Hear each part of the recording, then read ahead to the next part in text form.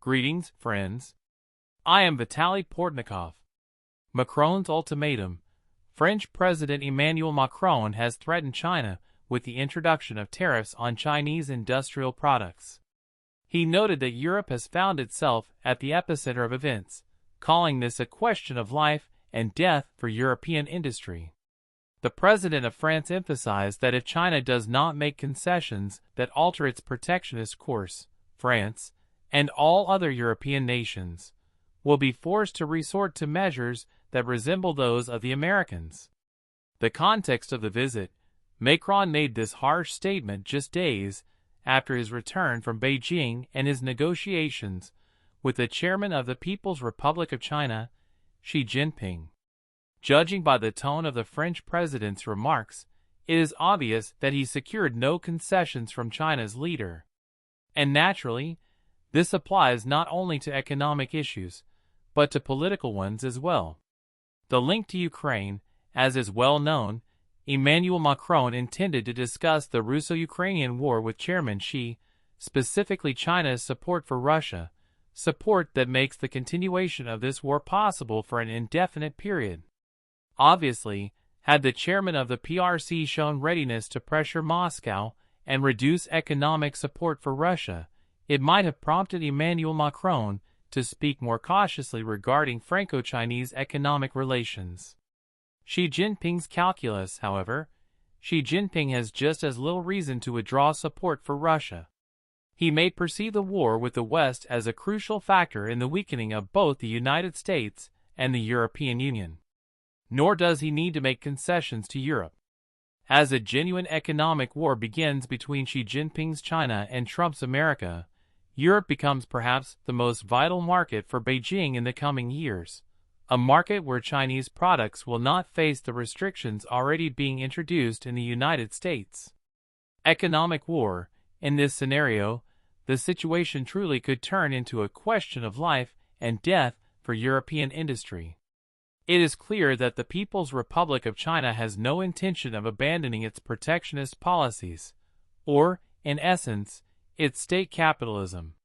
Furthermore, Xi Jinping's rule has strengthened the Chinese Communist Party's view on economic competition. While the economy appears market-based, Chinese positions are actually bolstered by the party and generous state subsidies, designed to drive Western companies out of the market. The Trump factor. Yes. When it comes to economic competition, politics always intervenes.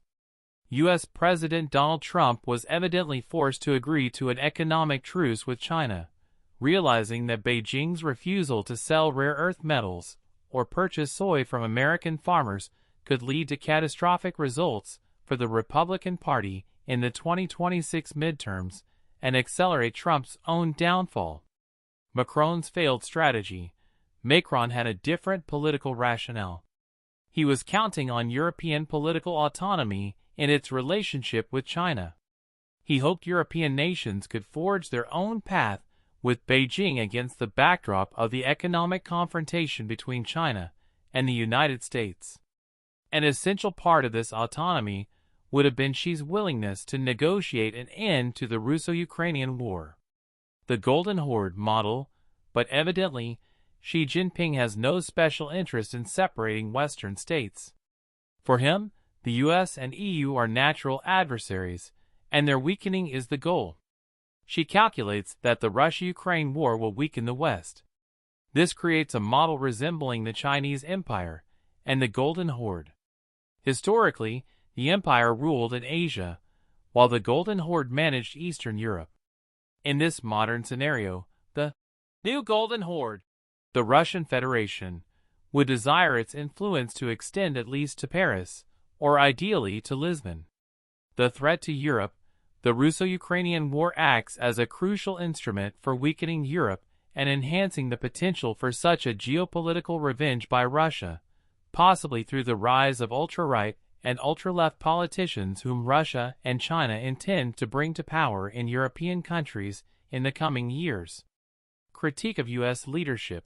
Moreover, the rule of the incompetent and narcissistic American President, Donald Trump, who clearly fails to grasp the world he woke up in on his 80th birthday, only facilitates the fact that much tougher and more realistic Russian and Chinese dictators have achieved a geopolitical victory over the USA and put an end to the influence America boasted of after World War II.